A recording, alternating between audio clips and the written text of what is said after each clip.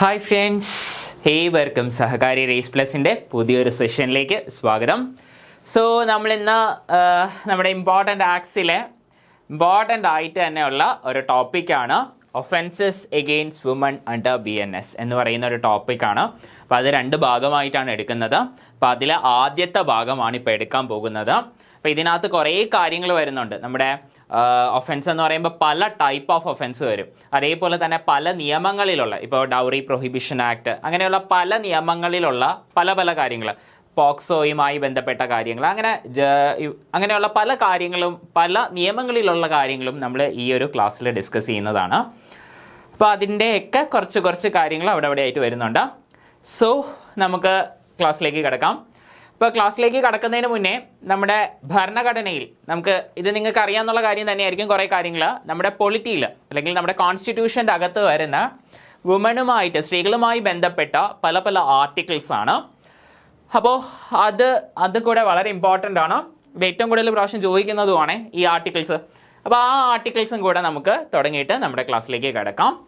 So article 14, equality before law and equal protection of law. Indian ഭരണഘടനയിൽ തന്നെ ഏറ്റവും important ആയിട്ടുള്ള ആർട്ടിക്കിൾസിൽ ഒന്ന് എന്ന് നമുക്ക് വിശേഷിപ്പിക്കാൻ പറ്റുന്ന ഒരു ആർട്ടിക്കിളാണ് ആർട്ടിക്കിൾ 14. രണ്ട് രാജ്യങ്ങളുടെ ഐഡിയോളജീസിൽ നിന്ന് കടമെടുത്തത്. ഇക്വാലിറ്റി ബിഫോർ ലോ ഫ്രം ബ്രിട്ടൻ്റെ നിയമസംഹിതയിൽ നിന്നെടുത്ത ഇക്വാലിറ്റി ബിഫോർ ലോ എന്ന് പറയുന്ന കോൺസെപ്റ്റും, അതേപോലെ തന്നെ US ഭരണഘടനയിൽ നിന്ന് കടം കൊണ്ട അല്ലെങ്കിൽ അവിടെ നിന്ന് എടുത്ത ഈക്വൽ പ്രൊട്ടക്ഷൻ ഓഫ് ലോ എന്ന article 14, equality before law and equal protection of laws. And then article 15. ആദ്യം ആർട്ടിക്കിൾ 15 എന്താണെന്ന് ഞാൻ പറയാം. Prohibition of discrimination on the basis of caste, creed, religion, sex, place of birth. അപ്പോൾ ഒരു തരത്തിലുള്ള ഡിസ്ക്രിമിനേഷനും പാടില്ല. നമ്മുടെ ഇവിടുത്തെ കാര്യത്തിലാണെങ്കിൽ നമ്മൾ സ്ത്രീകളെ പറ്റിയാണ് നമ്മൾ ഇന്നത്തെ ക്ലാസ്സിൽ പഠിക്കുന്നത്. അപ്പോൾ അതുകൊണ്ട് തന്നെ prohibits discrimination on grounds of sex. Subsection 1, Article 15, Subsection 1. ഇനി അടുത്തത് ആർട്ടിക്കിൾ 15, Subsection 3. പല റിസർവേഷൻ പോലെയുള്ള കാര്യങ്ങൾ വരുന്ന സമയത്ത് ഭയങ്കരയേറെ ചർച്ചയാവുന്ന കാര്യങ്ങളിൽ ഒന്നാണിത്. Permits the state to make special provision for women and children.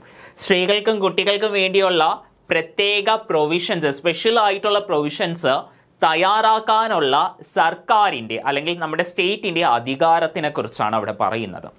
അപ്പോൾ ഈ ഒരു നിയമം, ഈ പല നിയമങ്ങൾ, നമ്മുടെ റിസർവേഷൻ പോലെയുള്ള പല കാര്യങ്ങളും പുതുതായി വരുന്ന സമയത്ത്, ഇപ്പോൾ ഫോർ എക്സാമ്പിൾ നമ്മുടെ റീസെൻ്റ്ലി 2023 നമ്മുടെ ലോക്സഭാ സീറ്റ്സിൽ 33% അല്ലെങ്കിൽ 1/3 സീറ്റ്സ് സ്ത്രീകൾക്ക് വേണ്ടി റിസർവ് ചെയ്തു. അപ്പോൾ അങ്ങനെയുള്ള കാര്യങ്ങളൊന്നും ഒരിക്കലും ഡിസ്ക്രിമിനേഷൻ്റെ ഭാഗമാകുന്നില്ല. അത് എടുത്തു പറയുന്ന ഒരു സബ്സെക്ഷനാണ് ആർട്ടിക്കിൾ 15, Subsection 3. അതേപോലെ തന്നെ കുട്ടികൾക്ക് വേണ്ടിയും പ്രത്യേക പരിഗണനകൾ നൽകുന്നത് ഒരിക്കലും ഡിസ്ക്രിമിനേഷന് ഭാഗമാകുന്നില്ല. അതിന് സ്റ്റേറ്റിന് അധികാരവുമുണ്ട്. And then comes to article 16, equality of opportunity in matters of public employment. അപ്പോൾ പൊതു സേവനങ്ങളിൽ, അതായത് സർക്കാർ സർവീസിൽ, കേന്ദ്ര സർക്കാരോ സംസ്ഥാന സർക്കാർ സർവീസിലാണ് എങ്കിലോ എല്ലാവർക്കും തുല്യ അവകാശമാണ്. ആരെയും നമുക്ക് മാറ്റി നിർത്താൻ പറ്റത്തില്ല. ആണ് പെണ്ണ് എന്നുള്ള ഒരു വേർതിരിവും പറ്റത്തില്ല. ആർട്ടിക്കിൾ 23, പ്രൊഹിബിറ്റ്സ് ട്രാഫിക്കിംഗ്, മനുഷ്യക്കടത്ത്, trafficking in human beings and force labour. ഇപ്പോൾ ഫോഴ്സ് ലേബറിനെ പറ്റി പറയുമ്പോൾ ഒരു കാര്യം കൂടെ ഞാൻ ഓർമ്മിപ്പിക്കാം. ആർട്ടിക്കിൾ 24 ഇമ്പോർട്ടൻ്റ് ആയിട്ടുള്ള ഒരു ആർട്ടിക്കിളാണ്. നമ്മുടെ ഇവിടെ സ്ത്രീകളെ പറ്റി പറയുന്ന ആയതുകൊണ്ട് ഇവിടെ അത് ഇമ്പോർട്ടൻറ്റ്, ഇവിടെ നമ്മളത് വരുന്നില്ല, ഇവിടെ കൊടുത്തിട്ടില്ല. Article 24 prevention of child labour ആണ്, ബാലവേല നിരോധനം. ആർട്ടിക്കിൾ 24 ആണ്. അപ്പോൾ അതും കൂടെ ഒന്ന് ഓർത്ത് വെച്ചേക്കുക, ധാരാളം പ്രാവശ്യം ചോദിച്ചിട്ടുണ്ട്. ഇനി ആർട്ടിക്കിൾ 39 Subsection A. അപ്പോൾ ആർട്ടിക്കിൾ 39 Subsection A പറയുന്നതിന് മുന്നേ ആർട്ടിക്കിൾ 39 എന്താണെന്ന് പറയാം. അപ്പോൾ അറിയാമെന്നുള്ളവർ പെട്ടെന്ന് ഇപ്പോൾ നിങ്ങൾക്ക് ഓർമ്മ വന്നിട്ടുണ്ടാവും. Certain policy followed by state, അതാണ് ആർട്ടിക്കിൾ 39. അപ്പോൾ ആർട്ടിക്കിൾ 39 Subsection A ആണ് ഇവിടെ പറയുന്നത്. ഇപ്പോൾ Subsection A പറയുന്നത് right to adequate means of livelihood men and woman. സ്ത്രീകൾക്കാണെങ്കിലും പുരുഷന്മാർക്കാണെങ്കിലും അവർക്ക് അഡിക്വേറ്റ് മീൻസ് ഓഫ് ലൈവ്ലിഹുഡിനുള്ള അവകാശം ഉണ്ട്. And then comes to Article 39 Subsection D. അപ്പോൾ തുല്യ ജോലിക്ക് തുല്യ വേതനം, equal pay for equal work for both men and woman. അല്ലേ, പുരുഷന്മാർക്കും സ്ത്രീകൾക്കും ഒരേ ജോലിയാണ് അവർ ചെയ്യുന്നതെങ്കിൽ തുല്യ വേതനം നൽകണ്ടേ? അതെ, നമ്മുടെ ഗവൺമെന്റ് സർവീസിലാണെങ്കിൽ അതേ അങ്ങനെ ആ ഒരു രീതിയിൽ മാത്രമല്ലേ ആ ഒരു രീതിയിൽ മാത്രമല്ലേ കാര്യങ്ങൾ വരുന്നത്. So equal pay for equal work, article 39 capital D. പിന്നെ ആർട്ടിക്കിൾ 42. ആർട്ടിക്കിൾ 42 നമ്മുടെ വർക്ക് പ്ലേസിലുള്ള മനുഷ്യത്വപരമായ കാര്യങ്ങളെക്കുറിച്ചും അതേപോലെ തന്നെ മെറ്റേണിറ്റി റിലീഫ്. നമുക്കറിയാം നമ്മുടെ മെറ്റേണിറ്റി ലീവ് പോലെയുള്ള കാര്യങ്ങളൊക്കെ ശരിക്കും സർക്കാർ നിയമം വഴി കൊണ്ടുവന്നത് ഈ ഒരു ആർട്ടിക്കിളിന്റെ ബേസിസിലാണ്, ആർട്ടിക്കിൾ 42. നമുക്കറിയാം ഈ പറയുന്ന directive principles of state policy article 36 മുതൽ ആർട്ടിക്കിൾ 51 വരെ, ആർട്ടിക്കിൾ 36 മുതൽ 51 വരെയുള്ള DPSPക്കകത്ത് വരുന്ന ആൾക്കാരാണ് ഇവന്മാരെല്ലാവരും. DPSPക്കകത്ത് ഡയറക്റ്റീവ് പ്രിൻസിപ്പിൾസ് ഓഫ് സ്റ്റേറ്റ് പോളിസിക്കകത്ത് വരുന്ന ആൾക്കാരാണ് ഇവന്മാരൊക്കെ. ഓക്കെ, അപ്പോൾ 42 നമ്മളിപ്പോൾ പറഞ്ഞത് state to secure just and humane conditions of work and maternity relief. ഇപ്പോൾ ഇതിന്റെ ബേസിസിലൊക്കെ പല കോടതി വിധികളൊക്കെ വന്നിട്ടുണ്ട്. ഈ തുണി ടെക്സ്റ്റൈൽസിലൊക്കെ പലപ്പോഴും സെയിൽസ് സ്റ്റാഫിനൊക്കെ ഇരിക്കാനുള്ള സൗകര്യം ഈ പറയുന്ന ഫുൾ ടൈം 8 മണിക്കൂറോ അല്ലെങ്കിൽ 10 മണിക്കൂറോ അത്രയും സമയം അവരെ നിർത്താൻ പാടില്ല. അതേപോലെ തന്നെ വാഷ്റൂംസ് വേണം. അപ്പോൾ അവർക്ക് തീരെ മോശമല്ലാത്ത ഒരു സ്റ്റേ അല്ലെങ്കിൽ അങ്ങനെ ഒരു താമസ സൗകര്യം വരണം. അപ്പം അങ്ങനെയൊക്കെയുള്ള പല കോടതി വിധികളുമൊക്കെ ഈ ഒരു ആർട്ടിക്കിളിൻ്റെ ബേസിസിലൊക്കെ വന്നിട്ടുള്ളതാണ്. And then article 51A subsection E. അപ്പോൾ ആർട്ടിക്കിൾ 51A എന്താണെന്ന് നിങ്ങൾക്ക് ഓർമ്മയുണ്ടാവും. നമ്മുടെ ഫണ്ടമെൻ്റൽ ഡ്യൂട്ടീസ്, വളരെ ഇമ്പോർട്ടൻ്റ് ആയിട്ടുള്ളൊരു കാര്യമാണ് ഫണ്ടമെൻ്റൽ ഡ്യൂട്ടീസ്. പല തരത്തിലുള്ള, അപ്പോൾ അത് എങ്ങനെ വന്നു, ഏത് വർഷം വന്നു, ആര് വന്നു, എവിടെ നിന്ന് വന്നു, ഈ കാര്യങ്ങളെല്ലാം ചോദിച്ചിട്ടുണ്ടതാണ്. നമ്മുടെ പൊളിറ്റി ക്ലാസ്സുകളിൽ അത് ഡീറ്റെയിൽ ആയിട്ടൊക്കെ ഡിസ്കസ് ചെയ്തിട്ടുണ്ടാവും.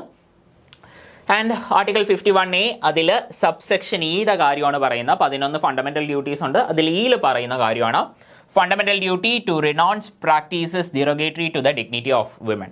സ്ത്രീകളുടെ ഡിഗ്നിറ്റി ഇല്ലാണ്ടാക്കുന്ന അല്ലെങ്കിൽ അത് ചോദ്യം ചെയ്യുന്ന എല്ലാവിധ കാര്യങ്ങളും ഉപേക്ഷിക്കാൻ പറയുന്ന ആർട്ടിക്കിളാണ് ആർട്ടിക്കിൾ 51A സബ്സെക്ഷൻ ഇ എന്ന് പറയുന്നത്. അപ്പോൾ ഞാൻ ഈ ഫണ്ടമെൻ്റൽ ഡ്യൂട്ടീസ് പറയുന്നതുകൊണ്ട് അതിൻ്റെ കൂടെ 1-2 കാര്യം കൂടെ പറയാം, സ്ഥിരമായി ചോദിക്കുന്നതുകൊണ്ടാണ്. ഇപ്പം നമ്മുടെ USSR, നമ്മുടെ ജോസഫ് സ്റ്റാലിൻ്റെ സമയത്താണ് നമ്മുടെ USSRൽ നിന്നൊക്കെയാണ് നമ്മുടെ ഈ ഫണ്ടമെൻ്റൽ ഡ്യൂട്ടീസ് എന്ന് പറയുന്ന കോൺസെപ്റ്റ് ഇന്ത്യൻ ഭരണഘടന സ്വീകരിച്ചത്. ആദ്യം 10 ഫണ്ടമെൻ്റൽ ഡ്യൂട്ടീസേ ഉണ്ടായിരുന്നുള്ളൂ. പിന്നീട് 11ാമത്തെ ഫണ്ടമെൻ്റൽ ഡ്യൂട്ടിയായി റൈറ്റ് ടു എഡ്യൂക്കേഷൻ പിന്നീട് കൂടെ കൊണ്ടുവരുമായിരുന്നു. Okay, then article 243D subsection 3. 243D എന്നൊക്കെ കേൾക്കുമ്പോൾ തന്നെ ഒരുവിധമൊക്കെ കാര്യങ്ങൾ പഠിച്ചിട്ടുള്ള അമെൻമെൻറ്റ്സും ഒക്കെ പഠിച്ചിട്ടുള്ള ആളാണെങ്കിൽ ഇപ്പോൾ ഓർമ്മ വരണം. പഞ്ചായത്ത് രാജ് ആക്ട്, നമ്മുടെ 73rd അമെൻമെൻറ്റ് 1992 73rd അമെൻമെൻറ്റ് വഴി പഞ്ചായത്ത് രാജ് ആ ഒരു കാര്യം കോൺസ്റ്റിറ്റ്യൂഷൻ്റെ ഭാഗമാക്കുന്നു. അപ്പം അങ്ങനെ പഞ്ചായത്തിലുള്ള സീറ്റുകളുടെ 1/3 സീറ്റുകൾ അല്ലെങ്കിൽ 33% സീറ്റുകൾ സ്ത്രീകൾക്ക് റിസർവ് ചെയ്യുന്നു. അപ്പോൾ ആ ഒരു ആർട്ടിക്കിളാണ് article 243D subsection 3, reservation of 1/3 seats for woman in panchayat. വളരെ ഇമ്പോർട്ടൻ്റ് ആയിട്ടുള്ളൊരു ഭേദഗതിയൊക്കെയാണ് കേട്ടോ. ഇത് വളരെ വളരെ ഇമ്പോർട്ടൻ്റ് ആണ്. അതിനെപ്പറ്റിയുള്ള ധാരാളം കാര്യങ്ങൾ ചോദിച്ചിട്ടുണ്ട്. 243 മുതൽ 243O വരെയാണ് നമ്മുടെ ഈ പഞ്ചായത്തി രാജ് ആ ഒരു ഇതിൽ വരുന്നത്. അതിൽ ഷെഡ്യൂള്, പാർട്ട്, ഇതൊക്കെ ഇമ്പോർട്ടൻ്റ് ആണ്. 243T സബ്സെക്ഷൻ 3 ഇത് നമ്മുടെ മുനിസിപ്പാലിറ്റി ആക്ടിൽ വരുന്നതാണ്. ഇതേ കാര്യം മുനിസിപ്പാലിറ്റിയിലുള്ള റിസർവേഷൻ, അതായത് മുനിസിപ്പാലിറ്റീസിൽ 1/3 സീറ്റ്സ് സ്ത്രീകൾക്കാണ് എന്ന് പറയുന്നതാണ് നമ്മുടെ 243T സബ്സെക്ഷൻ 3 എന്ന് പറയുന്നത്. Reservation of 1/3 seats for women in municipalities. And then comes നമ്മുടെ 106ാം ഭരണഘടനാ ഭേദഗതി. ഒരു ചരിത്ര സംഭവമായിരുന്നു. ഈ ഒരു ഭേദഗതിക്ക് ശേഷം വന്ന ഒട്ടുമിക്ക PSC പരീക്ഷകൾക്കും ഒരു വർഷത്തേക്ക് സ്ഥിരം ഈ ക്വസ്റ്റ്യൻ ഉണ്ടായിരുന്നു. ഇതുമായി ബന്ധപ്പെട്ട് ഇതിലേതെങ്കിലും ഒരു പ്രൊവിഷൻ, ഒരു ഡയറക്റ്റ് ക്വസ്റ്റ്യൻ തന്നെയായിരുന്നു. പ്രൊവിഷൻ അല്ലെങ്കിൽ ഏതെങ്കിലും ഒരു ആർട്ടിക്കിൾ, അതുമായി ഡയറക്റ്റ് ഒരു ക്വസ്റ്റ്യൻ ഉണ്ടായിരുന്നു. അപ്പം നമ്മുടെ 106ാം ഭരണഘടനാ ഭേദഗതിയിലൂടെയാണ് നമ്മുടെ ലോക്സഭയിലും അതേപോലെ തന്നെ സംസ്ഥാന നിയമസഭകളിലും ഡൽഹി ലെജിസ്ലേറ്റീവ് അസംബ്ലിയിലും 1/3 സീറ്റ്സ് ഫോർ വുമൺ എന്നുള്ളൊരു റിസർവേഷൻ കൊണ്ടുവന്നത്. അപ്പോൾ അതാണ് ഇവിടെ പറയുന്നത്. 1/3 reservation for woman in Lok Sabha and state legislative assemblies, Nari Shakti Vandan Adhiniyam. ഇതായിരുന്നു ആ ഒരു നിയമത്തിൻ്റെ പേര്. ആർട്ടിക്കിൾ 330A 332A ഒക്കെയാണ് നമ്മുടെ ഈ പറഞ്ഞ 2 പ്രൊവിഷൻസ് കിടക്കുന്നത്, ഈ റിസർവേഷൻ പ്രൊവിഷൻസ് കിടക്കുന്നത്. ഓക്കെ, അപ്പോൾ നമുക്ക് ഇനി നമ്മുടെ ക്ലാസ്സിലേക്ക്, നമ്മുടെ BNSനകത്ത് സ്ത്രീകൾക്കെതിരെയുള്ള ഒഫൻസുകളെ പറ്റിയും അതേപോലെ തന്നെ അതിൻ്റെ ശിക്ഷകളെക്കുറിച്ച് പറഞ്ഞിരിക്കുന്നതും നമുക്ക് നോക്കാം. സോ നമ്മുടെ offences against women under BNS. Okay, അപ്പം നമ്മുടെ ക്രോണോളജി ബേസിൽ തന്നെയാണ്, അല്ലെങ്കിൽ നമ്മുടെ ക്രോണോളജി മീൻസ് ഈ നമ്മുടെ BNSൽ എങ്ങനെയാണോ പറഞ്ഞിരിക്കുന്നത് അതേ ഓർഡറിൽ തന്നെയാണ് ഇവിടെ ക്ലാസ്സിൽ നമ്മൾ കൊടുത്തിരിക്കുന്നത്. Okay, definition of rape IPC 375 വന്ന ഒരു സംഭവമാണ്, IPC 375. അപ്പോൾ അതിലാണ് നമ്മുടെ നേരത്തെ ഡെഫിനേഷൻ ഓഫ് റേപ്പ് ഉണ്ടായിരുന്നത്. ഇപ്പം നിലവിൽ BNSൽ 63 സെക്ഷൻ 63യിലാണ് അതുള്ളത്. അപ്പോൾ റേപ്പ് എന്താണ് എന്ന് നമുക്ക് അറിയാവുന്ന കാര്യമാണ്. പക്ഷെ നമ്മുടെ നിയമത്തിൽ അത് വളരെ വ്യക്തമായിട്ട് കുറേ കാര്യങ്ങൾ പറയുന്നുണ്ട്. അതായത് നമുക്കറിയാവുന്ന കാര്യം ഇതൊക്കെ ആയിരിക്കും. ഒരു സ്ത്രീയുടെ സമ്മതമില്ലാണ്ട്, താല്പര്യമില്ലാണ്ട്, കൺസെൻറ്റ് ഇല്ലാണ്ട്, അല്ലെങ്കിൽ ബലപ്രയോഗത്തിലൂടെ, അല്ലെങ്കിൽ ഒരു സ്ത്രീയെ ബോധരഹിതയാക്കി, ദാറ്റ് മീൻസ് എന്തെങ്കിലും ഡ്രഗ്സ് പോലെയുള്ള കാര്യങ്ങളൊക്കെ നൽകി, അല്ലെങ്കിൽ ഒരു ചതിയിലൂടെ, അപ്പോൾ ഈ ഒരു രീതിയിലൊക്കെ ഒരു സെക്ഷൽ ഇൻ്റർകോഴ്സ് നടത്തുന്നതിനെയാണ് നമ്മൾ റേപ്പ് എന്ന് പറയുന്നത്. A man is said to commit rape if he has sexual intercourse with a woman under any of the following 7 circumstances. നമ്മുടെ നിയമത്തിൽ പറയുന്ന കാര്യങ്ങളാണ് ഇത്. ഈ സെക്ഷൻ 63ൽ പറയുന്ന കാര്യങ്ങളാണ് 7 circumstances. Against her will, താല്പര്യമില്ലാണ്ട്, സമ്മതമില്ലാണ്ട്, without her consent, with her consent obtained by putting her or any person she is interested in fear of death or hurt. ഒന്നെങ്കിൽ ആ ഒരു ലേഡിയെ പേടിപ്പിച്ചുകൊണ്ട്, അല്ലെങ്കിൽ ലേഡിയുടെ റിലേറ്റീവ് അല്ലെങ്കിൽ ലേഡിയുടെ അടുത്തൊരു ബന്ധു ആരെങ്കിലും അവരെ ഈ പറയുന്ന കൊല്ലുമെന്ന് ഭീഷണിപ്പെടുത്തിയോ അല്ലെങ്കിൽ അവരെ ഉപദ്രവിച്ചോ ഒക്കെ ഈ ഒരു സെക്ഷൽ ഇൻ്റർകോഴ്സ് ചെയ്യുന്നതും റേപ്പായിട്ട് കണക്കാക്കും. And then comes with Har consent when the man knows he is not her husband but she gives consent believing he is another man to whom she believes she is lawfully married.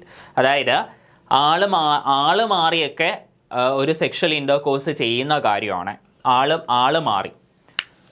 With her consent, when at the time of giving it, she was of unsound mind or under intoxication, administered any stupefying substance and unable to understand the nature and consequence of her consent.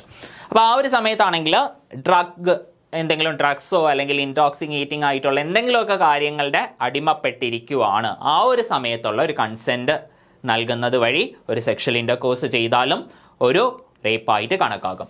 And then 18 വയസ്സിന് താഴെയുള്ള വ്യക്തിയാണ് എങ്കിൽ, even ഭാര്യ ആണെങ്കിൽ പോലും 18 വയസ്സിന് താഴെ വരുന്ന സമയത്ത് ഭാര്യ എന്ന് പറയാൻ പറ്റത്തില്ല. കാരണം എന്ന് പറഞ്ഞാൽ 18 വയസ്സിന് മുകളിലായാൽ മാത്രമേ നിയമപരമായി കല്യാണമായിട്ട് രജിസ്റ്റർ ചെയ്യാൻ സാധിക്കുകയുമുള്ളൂ. അപ്പോൾ 18 വയസ്സിന് താഴെയുള്ള ഒരു കുട്ടി without consent, when she is unable to communicate consent, അതായത് കൺസെൻറ്റ് പറയാൻ പറ്റാത്ത ഒരു സാഹചര്യം, ദാറ്റ് മീൻസ് ഫിസിക്കലി അല്ലെങ്കിൽ മെൻ്റലി എന്തെങ്കിലുമൊക്കെ ബുദ്ധിമുട്ടുള്ള ഒരു സമയത്ത് ആ ഒരു കുട്ടിക്ക് കൺസെൻറ്റ് പറയാനോ അല്ലെങ്കിൽ കൺസെൻറ്റ് നൽകാതിരിക്കാനോ പറ്റാത്തൊരവസ്ഥയിൽ അതിനെ ഒരു സെക്ഷൽ ഇൻ്റർകോഴ്സ് ചെയ്താലും and that is also accounted as rape. അപ്പോൾ ഇതിൻ്റെ കുറച്ച് ഇമ്പോർട്ടൻ്റ് ആയിട്ടുള്ള എക്സ്പ്ലനേഷൻസ് അതേപോലെ തന്നെ കുറച്ച് എക്സംഷൻസ് ഒക്കെയാണ്. Mere absence of physical resistance shall not amount to consent.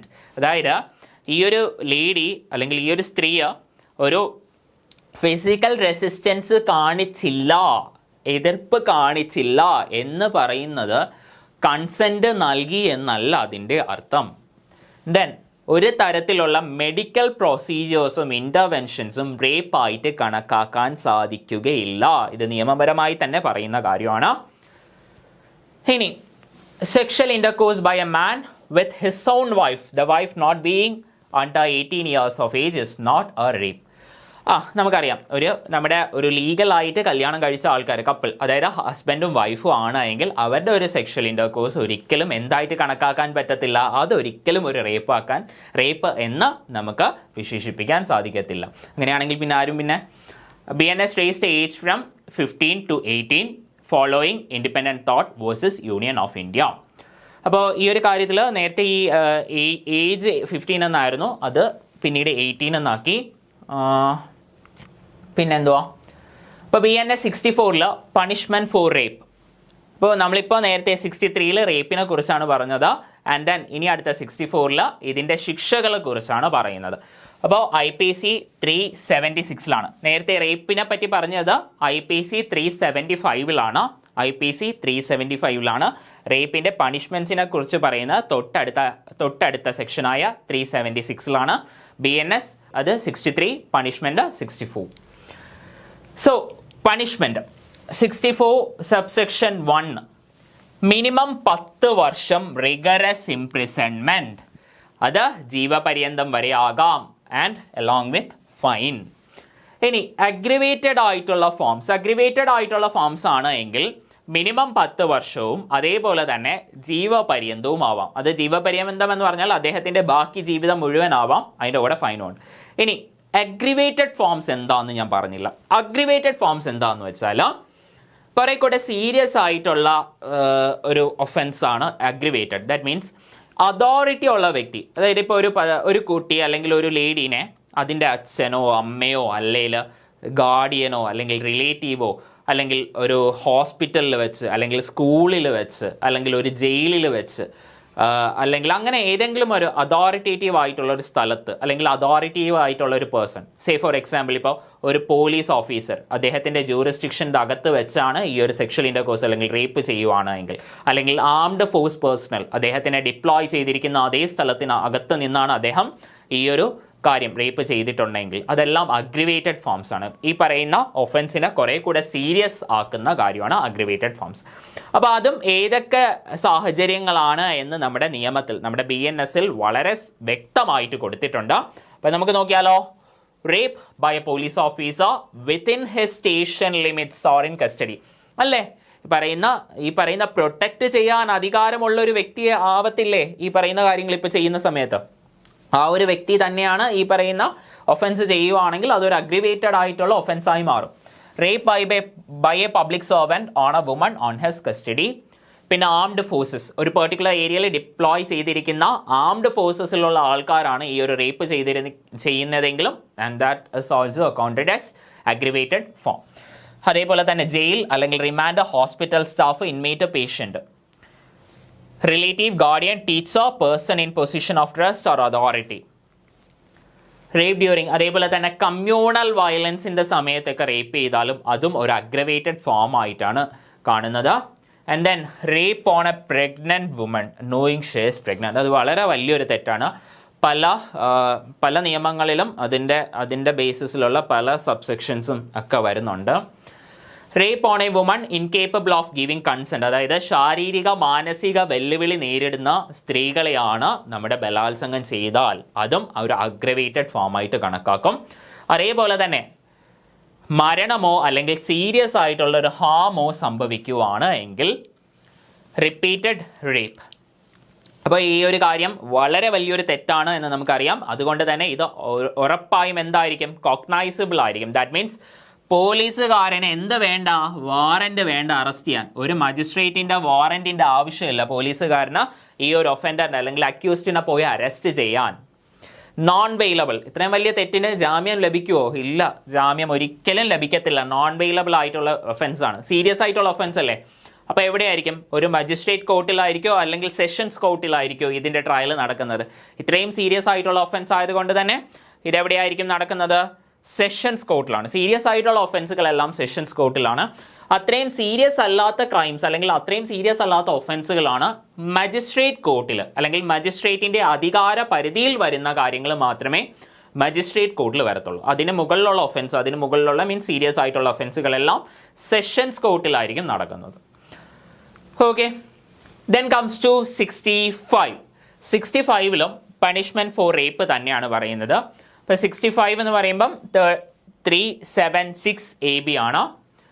അപ്പോൾ ഇതിൽ 2-3 കണ്ടീഷൻസ് ഉണ്ട്. ഇപ്പോൾ ഇതിനെ പറ്റിയുള്ള കാര്യങ്ങൾ നമ്മുടെ ഒഫൻസസ് അഗെയിൻസ്റ്റ് ചിൽഡ്രൻ്റെ അകത്തും ഇതേ കാര്യം BNS 65 ഞാൻ ക്ലാസ് എടുത്തതാണ്. അപ്പോൾ അത് പഠിച്ചുള്ള ആൾക്കാർക്കും ഇത് റിലേറ്റ് ചെയ്യാൻ പറ്റും. അപ്പോൾ അവിടെ നമ്മുടെ കുട്ടികളുടെ ബേസിസിൽ മാത്രമാണ് ആ കാര്യം പറഞ്ഞു പോയത്. അപ്പോൾ ഈ ഒരു നമ്മുടെ ഈ 65 ഒക്കെ പറഞ്ഞു പോകുന്നത് കുട്ടികളുടെയും സ്ത്രീകളുടെയും ഒരുമിച്ചാണ് ശരിക്കും BNSൽ. അപ്പോൾ നമ്മുടെ സിലബസിൽ പക്ഷേ സെപ്പറേറ്റ് ആയിട്ടാണ് അത് പറഞ്ഞിട്ടുള്ളത്. അപ്പോൾ അതുകൊണ്ട് തന്നെ നമ്മുടെ വുമൻ്റെ കാര്യം മാത്രമാണ് ഇവിടെ കൺസിഡർ ചെയ്ത് പോകുന്നത്. സെക്ഷൻ 65 സബ്സെക്ഷൻ 1ഉം സെക്ഷൻ 65 സബ്സെക്ഷൻ 2. ഇതിൽ 65 സബ്സെക്ഷൻ 1 16 വയസ്സിന് താഴെയുള്ള കുട്ടിയെ, 16 വയസ്സിന് താഴെയുള്ള ഒരു കുട്ടിയെ, അപ്പോൾ അവിടെയാണെങ്കിൽ കുട്ടി, ഇവിടെയാണെങ്കിൽ നമുക്ക് വുമൺ മാത്രം കൺസിഡർ ചെയ്യുകയാണെങ്കിൽ വുമൺ മാത്രം, 16 വയസ്സിന് താഴെയുള്ള ഒരു പെൺകുട്ടിയെയാണ് റേപ്പ് ചെയ്യുന്നത് എങ്കിൽ ആ ഒഫൻസിനെ പറ്റി പറയുന്ന സെക്ഷനാണ് 65 സബ്സെക്ഷൻ 1. ഇനി 12 വയസ്സിന് താഴെയുള്ള ഒരു കുട്ടിയെ റേപ്പ് ചെയ്യുന്നതുമായി ബന്ധപ്പെട്ട ഒഫൻസിനെ പറ്റി പറയുന്നതാണ് 65 സബ്സെക്ഷൻ 2. ഓർത്ത് വെച്ചോളുക, 65 സബ്സെക്ഷൻ 1 16 വയസ്സിന് താഴെ, 65 സബ്സെക്ഷൻ 2 12 വയസ്സിന് താഴെ. ഓക്കെ, ഓർത്ത് വെച്ചോളുക, ഇത് 16 വയസ്സ്, അതേപോലെ തന്നെ ഇത് 12 വയസ്സ്. ഇത് നമ്മുടെ ഒഫൻസസ് അഗെയിൻസ്റ്റ് ചിൽഡ്രൻ്റെ അകത്ത് വളരെ ഡീറ്റെയിൽ ആയിട്ട് നമ്മൾ ക്ലാസ് എടുത്തതാണ്. എല്ലാം അതിൻ്റെ മെയിൻ കണ്ടന്റ് എല്ലാം നമ്മൾ പറഞ്ഞ് ഫുൾ വേർഡിങ്സ് ഉൾപ്പെടെ നമ്മൾ ക്ലാസ് എടുത്തതാണ്. അപ്പോൾ 65 ടു ഇതിൻ്റെ പണിഷ്മെൻ്റ് ആണ് ഇവിടെ എഴുതിയിരിക്കുന്നത്. പണിഷ്മെൻറ്റ് നമ്മൾ ആ ക്ലാസ്സിലൊക്കെ പറഞ്ഞതാണ്. അപ്പോൾ 65 സബ്സെക്ഷൻ 2 ആണെങ്കിൽ മിനിമം 20 വർഷം റിഗറസ് ആയിട്ടുള്ള പണിഷ്മെൻറ്റ്. ശരിക്കും പറഞ്ഞാൽ നമ്മുടെ വധശിക്ഷ വരെ കിട്ടുന്ന സാധനമാണിത്. കാരണം 12 വയസ്സിന് താഴെയുള്ള കുട്ടിയല്ലേ. അപ്പോൾ മിനിമം 20 വർഷം റിഗറസ് ഇംപ്രിസൺമെൻറ്റ്, അത് ജീവപര്യന്തം. ജീവപര്യന്തം എന്ന് പറഞ്ഞാൽ അദ്ദേഹത്തിൻ്റെ ജീവിതകാലം മൊത്തം എന്നുള്ള ജീവിതപര്യന്തം, 14 വർഷം എന്ന് മാത്രമല്ല. ഓർ അതിൻ്റെ കൂടെ ഫൈൻ ഉണ്ടാവാം, അല്ലെങ്കിൽ വധശിക്ഷ. ഇപ്പോൾ ഇൻസേർട്ട് ചെയ്തത് 2018 ക്രിമിനൽ ലോ അമെൻമെൻറ്റിൻ്റെ അകത്താണ്. Following the Kathua rape case. ഇതൊക്കെ നിങ്ങൾക്കൊക്കെ അറിയാവുന്ന ഒരു സംഭവമായിരിക്കും. 2018 നടന്ന സംഭവം. 2018 നമ്മുടെ 2018 ജനുവരിയിൽ 8 വയസ്സ് മാത്രം പ്രായമുള്ളൊരു കുട്ടി, ജമ്മു കാശ്മീരിലെ കത്വ എന്ന് പറയുന്ന സ്ഥലത്ത്, ജമ്മു കാശ്മീരിലെ കത്വ എന്ന് പറയുന്ന ഒരു മുസ്ലിം കുട്ടി, 8 വയസ്സുള്ള ഒരു മുസ്ലിം കുട്ടി. അപ്പോൾ ആ ഒരു മുസ്ലിം കുട്ടി 7 പേര് ചേർന്ന്, 6 ആൾക്കാരും ഒരു ജുവനൈൽ ഉൾപ്പെടെ ചേർന്ന് ആ ഒരു കുട്ടിയെ ഗ്യാങ് റേപ്പ് ചെയ്തു. അപ്പോൾ അതുമായി ബന്ധപ്പെട്ട ഒത്തിരി പ്രശ്നങ്ങൾ സംഭവിച്ചിട്ടുണ്ടായിരുന്നു. ഒരുവിധം ഭയങ്കര കുറേ നാളോളം ഇതുമായി ബന്ധപ്പെട്ട വാർത്തകളുണ്ടായിരുന്നു. നമ്മുടെ രാജ്യം മുഴുവൻ അതുമായി ബന്ധപ്പെട്ട വാർത്തകളുണ്ടായിരുന്നു. ഈവൻ UN സെക്രട്ടറി ജനറൽ പോലും സ്റ്റേറ്റ്മെൻറ്റ്സ് തയ്യാറാക്കിയിട്ടുണ്ട്. പല രാജ്യങ്ങൾ പോലും ഈ ഒരു സംഭവത്തിനെ അപലപിച്ച് സ്റ്റേറ്റ്മെൻറ്റ്സ് കൊടുത്തിട്ടുണ്ടായിരുന്നു. അപ്പം അത്രത്തോളം, കാരണം 8 വയസ്സുള്ളൊരു കുട്ടിയല്ലേ. അപ്പം അങ്ങനെ ഒരു സംഭവമാണ്. അപ്പം അന്ന് ആ കുട്ടി ഉടനെ മരണപ്പെട്ടൊക്കെ പോയായിരുന്നു. അന്ന് ആ സമയത്തൊക്കെ ഈ പറയുന്ന കുട്ടിയുടെ പേര്, ഒറിജിനൽ പേര് ഉൾപ്പെടെ, പേര് അതേപോലെ തന്നെ ഫോട്ടോ ഉൾപ്പെടെയാണ് പത്രമാധ്യമങ്ങളിലെല്ലാം വന്നത്. ഇപ്പോൾ നമ്മുടെ പല ഇതേപോലെയുള്ള സെയിം ഇൻസിഡൻസ് ഒക്കെ നമുക്ക് അറിയായിരിക്കും, ഇപ്പം നിർഭയ പോലെയുള്ള കാര്യങ്ങൾ. പക്ഷേ അതൊന്നും ഒറിജിനൽ പേരോ ഐഡൻറ്റിറ്റിയോ ഒന്നും ആയിരുന്നില്ല. പക്ഷേ ഈ കത്വ റേപ്പ് കേസിൻ്റെയൊക്കെ സമയത്ത് ആ കുട്ടിയുടെ ഒറിജിനൽ ഫോട്ടോ, ഒറിജിനൽ ഐഡൻറ്റിറ്റി ഉൾപ്പെടെയാണ് ദേശീയ മാധ്യമങ്ങൾ, നമ്മുടെ ഏറ്റവും നല്ല, ഇന്ത്യയിലെ ഏറ്റവും നല്ല മാധ്യമങ്ങൾ ഉൾപ്പെടെ കൊടുത്തിട്ടുണ്ടായിരുന്നു. അപ്പോൾ അങ്ങനെയായിരുന്നു. അപ്പോൾ അതാണ് ഈ കത്വ റേപ്പ് കേസ് എന്ന് പറയുന്നത്. കത്വ റേപ്പ് കേസിൻ്റെ ഭാഗമായിട്ടാണ് പിന്നീട് നമ്മുടെ ക്രിമിനൽ ലോ അമെൻമെൻറ്റ് 2018 വരുന്നത്. അപ്പോൾ അതിലാണ് ഈ ഒരു കാര്യം, ഈ പ്രൊവിഷൻസ് ഒക്കെ വരുന്നത്. And then comes to BNS 66. അപ്പോൾ punishment for causing death or resulting in persistent vegetative state of victim. അപ്പോൾ ഇങ്ങനെ ഒരു റേപ്പ് ചെയ്യുന്നത് വഴി, അല്ലെങ്കിൽ റേപ്പ് ചെയ്തത് വഴി ഈ ഒരു വ്യക്തി അല്ലെങ്കിൽ ഈ ഒരു വിക്ടിം മരണപ്പെട്ടു പോയി, അല്ല എങ്കിൽ ഒരു വെജിറ്റേറ്റീവ് സ്റ്റേറ്റിലേക്ക്, അതായത് കോമ പോലെയുള്ള ഒരു കണ്ടീഷനിലേക്ക് ആ ഒരു വിക്ടിം പോയി. അപ്പം അങ്ങനെ വരുവാണെങ്കിൽ ആ ഒരു ഒഫൻസിനെ പറ്റി പറയുന്ന സെക്ഷനാണ് സെക്ഷൻ 66 ഓഫ് BNS. അപ്പോൾ ഡെത്ത് അല്ലെങ്കിൽ vegetative state of rape BNS 66 IPC-യിലാണെങ്കിൽ 376 A-യിലാണ്, ക്യാപിറ്റൽ A ആണ്, A-യിലാണ് പറയുന്നത്. whoever commits an offence punishable under subsection 1 അല്ലെങ്കിൽ subsection 2 of section 64. നമ്മൾ സെക്ഷൻ 64 നമ്മളെ റേപ്പുമായിട്ട് ബന്ധപ്പെട്ട് നമ്മൾ പറഞ്ഞതാണ്. പണിഷ്മെൻറ്റ് ഫോർ റേപ്പ് ആണ് സെക്ഷൻ 64. 63 ആണ് റേപ്പ്, 64 പണിഷ്മെൻറ്റ് ഫോർ റേപ്പ് ആണ്. 18 വയസ്സിന് താഴെ, അതേപോലെ തന്നെ 16 വയസ്സിന് താഴെ, അതേപോലെ തന്നെ നമ്മുടെ 12 വയസ്സിന് താഴെ 65 പറയുന്നു. അതെല്ലാം നമ്മൾ പറഞ്ഞായിരുന്നു. അപ്പോൾ നമ്മുടെ ഈ 64 subsection 1-ലും 2-ൻ്റെയും ബേസിസിലാണ്. And in the course of such commission inflicts an injury which causes a death of the woman or causes the woman to be in a persistent vegetative state. അപ്പോൾ അതാണ് BNS 66 പറയുന്നത്. അപ്പോൾ ഇതിൻ്റെ പണിഷ്മെൻ്റ് എന്ന് പറയുന്നത് ഏറ്റവും കുറഞ്ഞത് 20 വർഷത്തെ കഠിന തടവും അത് ജീവപര്യന്തം വരെ ലഭിക്കാം.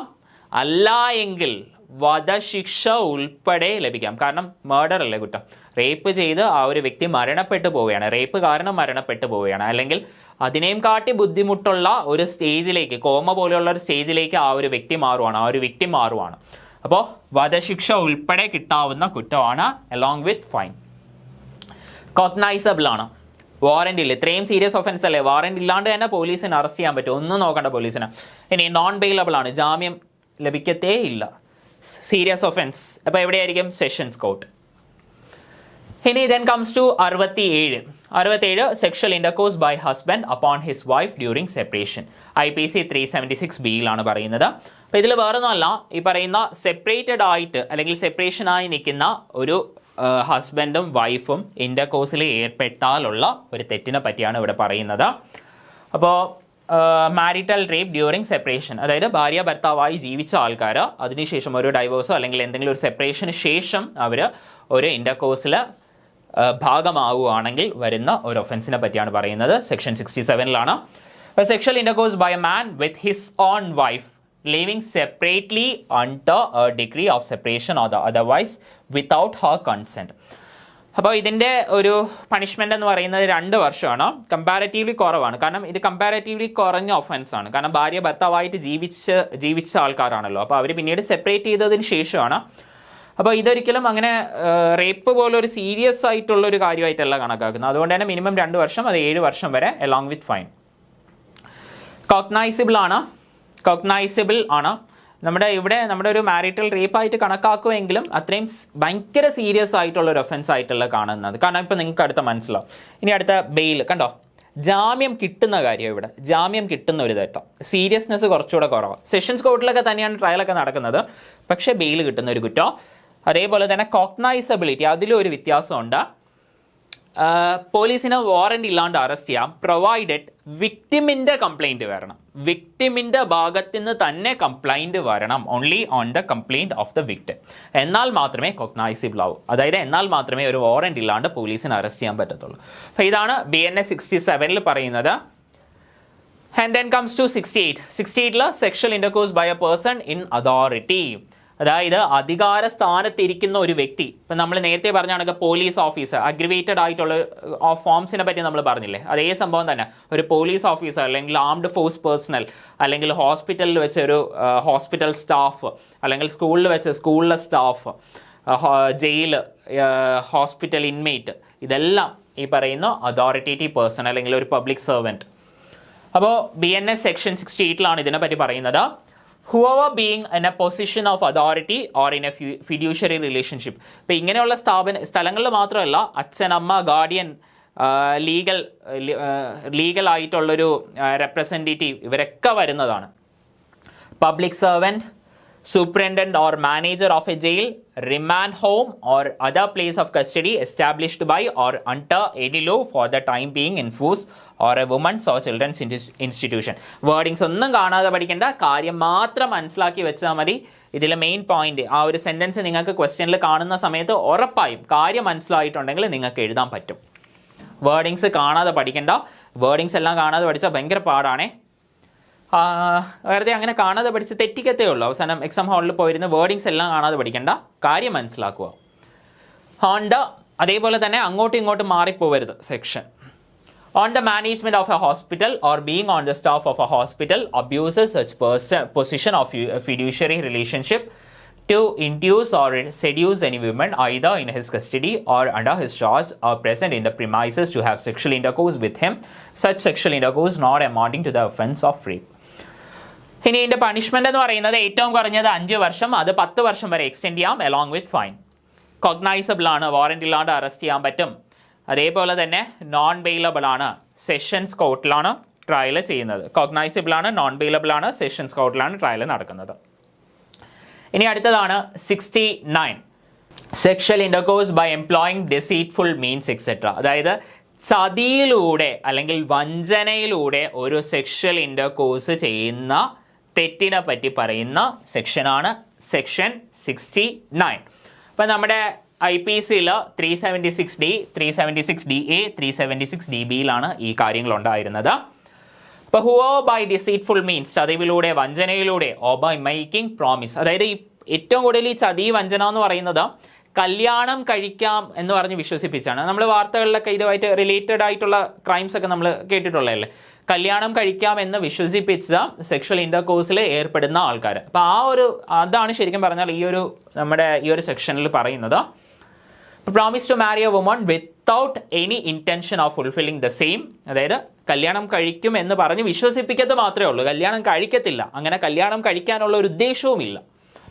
Marry a woman without any intention of fulfilling the same and has sexual intercourse with her, such sexual intercourse not amounting to the offense of a rape. അപ്പോൾ ഇതിൻ്റെ പണിഷ്മെൻ്റ് എന്ന് പറയുന്നത് 10 വർഷം വരെ തടവ്, പിഴ, കോഗ്നൈസബിൾ ആണ്. അതേപോലെ തന്നെ ജാമ്യം ലഭിക്കാത്ത കുറ്റമാണ്. സെഷൻസ് കോർട്ടിലാണ് ട്രയൽ നടത്തുന്നത്. ഇനി 70 ഗ്യാങ് റേപ്പ്. ഇപ്പോൾ ഗ്യാങ് റേപ്പിനെ പറ്റി പറയുന്നത് 376D, 376DA, 376DBയിലെ പറ്റിയാണ്. DBയിലാണ്, IPCയിലായിരുന്നു അത്. നിലവിൽ നമ്മുടെ 70 BNS 70യിലാണ് പറയുന്നത്. ഇപ്പോൾ ഗ്യാങ് റേപ്പ് എന്താണെന്ന് നിങ്ങൾക്ക് അറിയാമെന്നുള്ളത് തന്നെയാണ്.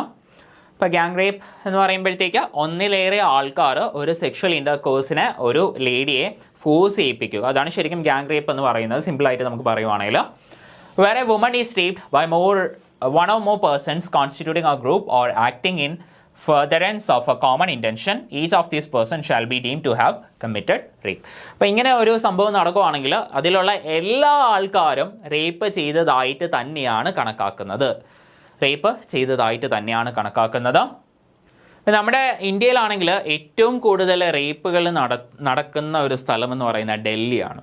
നമ്മുടെ കുറച്ച് നാൾ മുന്നേ ഉള്ള ഒരു കണക്ക് പ്രകാരം, സ്റ്റാറ്റിസ്റ്റിക്സ് അനുസരിച്ച്, നമ്മുടെ ഇന്ത്യയിലെ സ്റ്റാറ്റിസ്റ്റിക്സ് അനുസരിച്ചാണല്ലോ, ഓരോ അരമണിക്കൂറും ഒരു സ്ത്രീ റേപ്പ് ചെയ്യപ്പെടുന്നു. ഓരോ അരമണിക്കൂറും, ഓരോ 30 മിനിറ്റിലും ഇന്ത്യയിൽ ഒരു ലേഡി റേപ്പ് ചെയ്യപ്പെടുന്നു. അങ്ങനെയാണ് നമ്മുടെ ശരിക്കും ഇന്ത്യയിലെ സ്റ്റാറ്റിസ്റ്റിക്സ്. അതിൽ തന്നെ നല്ലൊരു ശതമാനം ക്രൈംസും റിപ്പോർട്ട് പോലും ചെയ്യപ്പെടുന്നില്ല. അപ്പോൾ അതാണ് അവസ്ഥ. നമ്മുടെ കേരളം പോലെയുള്ള സംസ്ഥാനങ്ങളിലല്ല, പലപ്പോഴും നോർത്ത് ഇന്ത്യയിലുള്ള പല സംസ്ഥാനങ്ങളിലും ഇതാണ് അവസ്ഥ.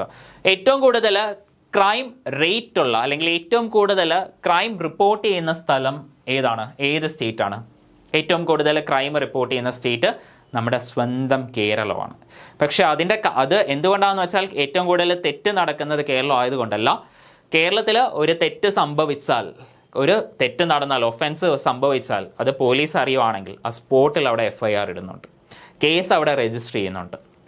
അതുകൊണ്ടാണ് ഇത്രയും ക്രൈമുകൾ റിപ്പോർട്ട് ചെയ്യുന്നത്. അല്ലാതെ ഏറ്റവും കൂടുതൽ ക്രൈം നടക്കുന്നത് ഒരിക്കലും കേരളമല്ല, അതിപ്പം നമ്മുടെ നോർത്തേൺ പല സ്റ്റേറ്റ്സുകളുമാണ്.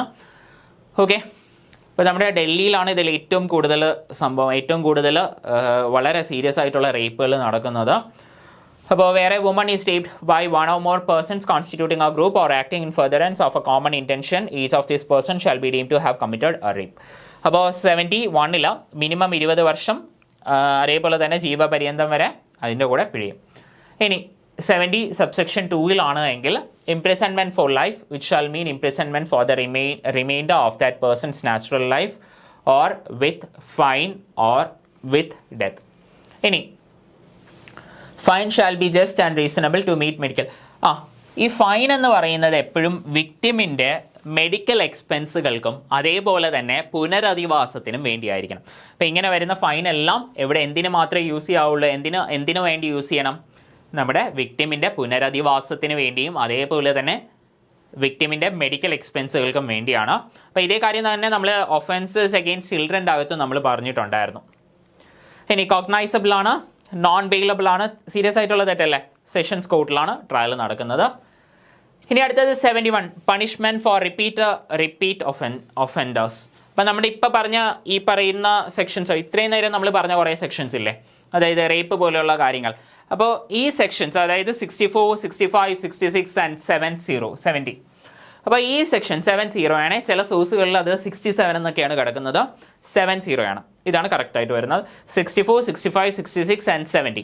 അപ്പോൾ ഈ നിയമപ്രകാരമുള്ള കുറ്റകൃത്യങ്ങൾ ആവർത്തിച്ച് ചെയ്യുന്ന ആൾക്കാർ, അല്ലെങ്കിൽ അതുമായി ബന്ധപ്പെട്ട ഒഫൻസ് പറയുന്ന സെക്ഷനാണ് BNSലെ സെക്ഷൻ 71. അപ്പോൾ IPC 376E ആണ്. അപ്പോൾ ഈ ഒരു കാര്യം, ഇതിൻ്റെ പണിഷ്മെൻ്റ് എന്ന് പറയുന്നത് ജീവപര്യന്തം, rest of natural life, death penalty അല്ലെങ്കിൽ വധശിക്ഷ. റിപ്പീറ്റഡ് ഒഫൻസ് അല്ലേ, അപ്പോൾ അതുകൊണ്ടാണ് വധശിക്ഷ വരുന്നത് കേട്ടോ, റിപ്പീറ്റ് ആണ്. അപ്പോൾ ഇതെല്ലാം റിപ്പീറ്റ് ആയതുകൊണ്ട് വധശിക്ഷ വരും. നോൺ ബെയിലബിൾ ആണ്, സെഷൻസ് കോർട്ടാണ്. അത് നിങ്ങൾക്ക് ഡൗട്ട് വരത്തില്ല, കാരണം സീരിയസ് ഒഫൻസ് ആണല്ലോ. ഇനി BNS 72 disclosure of identity of the victim of certain offences etcetera.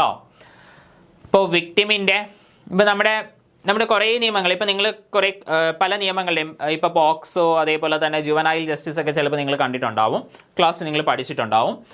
അപ്പോൾ നമ്മുടെ ക്ലാസ്സാണ് നിങ്ങൾ കണ്ടിട്ടുണ്ടെങ്കിൽ നിങ്ങൾക്കിപ്പോൾ ഓർമ്മ വരും നമ്മുടെ ഈ ഐഡൻറ്റിറ്റിയുമായി ബന്ധപ്പെട്ട കാര്യങ്ങൾ ഞാൻ പറഞ്ഞിട്ടുണ്ടായിരുന്നു.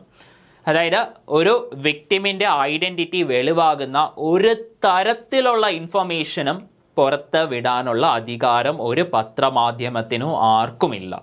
പ്രൊവൈഡഡ് ആ കുട്ടിയുടെ പേരോ അല്ലെങ്കിൽ ആ കുട്ടിയുടെ വയസ്സോ മാത്രമല്ല, കുട്ടിയുടെ പേര്, കുട്ടിയുടെ സ്കൂള്, കുട്ടിയുടെ നൈബർഹുഡ്, കുട്ടിയുടെ അച്ഛൻ്റെയും അമ്മയുടെയും പേര്, അതായത് ഏതെങ്കിലും ഒരു ഡീറ്റെയിൽസ് വഴി ആ കുട്ടിയിലേക്ക് എത്താൻ പറ്റുന്ന ഒരു തരത്തിലുള്ള ഐഡൻറ്റിഫിക്കേഷൻ ഡീറ്റെയിൽസും ഒരു പത്രമാധ്യമങ്ങളും കൊടുക്കാൻ പാടില്ല.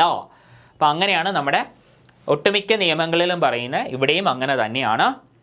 ഇപ്പോൾ 2 വർഷം വരെ തടവും ഫൈനുമാണ്. Disclosure of identity of the victim of certain cases cognizable ആണ്, ബെയിലബിൾ ആണ്. ആൻഡ് മജിസ്ട്രേറ്റ് കുറച്ചുകൂടെ സീരിയസ്നെസ് കുറച്ചുകൂടെ കുറയുന്ന ഒരു സംഭവമാണ്. അപ്പോൾ അതുകൊണ്ട് ആണ് ഈ പറയുന്ന നമ്മുടെ മജിസ്ട്രേറ്റ് കോർട്ടിലേക്ക് വരുന്നത്. ഇവർ ഡയറക്റ്റ് ആയിട്ട് ഒരു ഒഫൻസ് ചെയ്യുമല്ലോ, അപ്പോൾ അതൊക്കെ ഒരു കാര്യം അവർ പബ്ലിഷ് ചെയ്യുമല്ലേ. അപ്പോൾ അത് ഒഫൻസ് അല്ല എന്നല്ല ഞാൻ പറഞ്ഞത്, അതിൻ്റെ സീരിയസ്നെസ് കുറച്ച് കൂടെ കുറവാണ് ഇപ്പോൾ ഡയറക്റ്റ് ആയിട്ടുള്ള ഒഫൻസ് വെച്ച് നോക്കുമ്പോൾ. ഇപ്പോൾ അടുത്ത BNS 73 ഇതേ കാര്യം പബ്ലിഷ് ചെയ്യുന്നതുമായി ബന്ധപ്പെട്ടാണ്. അതായത് printing or publishing any matter relating to court proceedings without permission. അപ്പോൾ ഈ കാര്യങ്ങളെല്ലാം ഇപ്പം നമ്മുടെ ഇതിൽ മെയിനായിട്ട് പറയുന്ന ഈ പറയുന്ന ഒഫൻസുകളെ പറ്റിയാണ്. കോടതി നടപടികൾ പ്രിന്റ് ചെയ്യുന്നതും പബ്ലിഷ് ചെയ്യുന്നതും. കോടതി നടപടികൾ എന്ന് പറഞ്ഞാൽ എല്ലാ കോടതി നടപടികളും വരുന്നില്ല, ഇങ്ങനെയുള്ള കാര്യങ്ങൾ ഈ വിക്ടിമുമായിട്ട് ബന്ധപ്പെട്ട കാര്യങ്ങൾ, അതേപോലെ തന്നെ ഐഡൻറ്റിഫിക്കേഷൻ ഡീറ്റെയിൽസ് ഒക്കെ. അപ്പോൾ ഇതിനെപ്പറ്റി പറയുവാണെങ്കിൽ ഒരു കാര്യം കൂടെ പറയാം. നമ്മുടെ കത്വ കേസ് നമ്മൾ നേരത്തെ പറഞ്ഞില്ലേ, കത്വ റേപ്പ് കേസ്, ജമ്മു കാശ്മീരിലെ കത്വ എന്ന് പറയുന്ന സ്ഥലത്ത് 8 വയസ്സുള്ള ഒരു കുട്ടി, ആ ഒരു കുഞ്ഞു മുസ്ലിം കുട്ടി. അപ്പോൾ ആ ഒരു കുട്ടിയെ അന്ന് ഈ പറയുന്ന റേപ്പിൻ്റെ ഭാഗമാവുന്ന സമയത്ത് ആ കുട്ടിയുടെ പേരും ഫോട്ടോയും ഉൾപ്പെടെ സകല പത്രമാധ്യമങ്ങളിലും വന്നു എന്ന് ഞാൻ പറഞ്ഞായിരുന്നു. പക്ഷെ നമുക്കറിയാം ഇപ്പം നിർഭയ അങ്ങനെയൊക്കെയുള്ള പല കേസുകളും അതൊന്നും അറിയുന്നില്ല അവരുടെ ഒറിജിനൽ. നമുക്ക് മാധ്യമങ്ങളിൽ വഴി നമുക്ക് അവരുടെ ഒറിജിനൽ പേരൊക്കെ അറിയാമെങ്കിലും കോമൺ ആയിട്ട് വരുന്ന ഒരിടത്തും ആ പേരുകളായിരുന്നില്ല. അപ്പോൾ ഓരോ പത്ര മാധ്യമങ്ങളും അവരവരുടേതായ പേരുകളാണ് ഈ പറയുന്ന ഇങ്ങനെയുള്ള വിക്ടിംസിന് നൽകുന്നത്.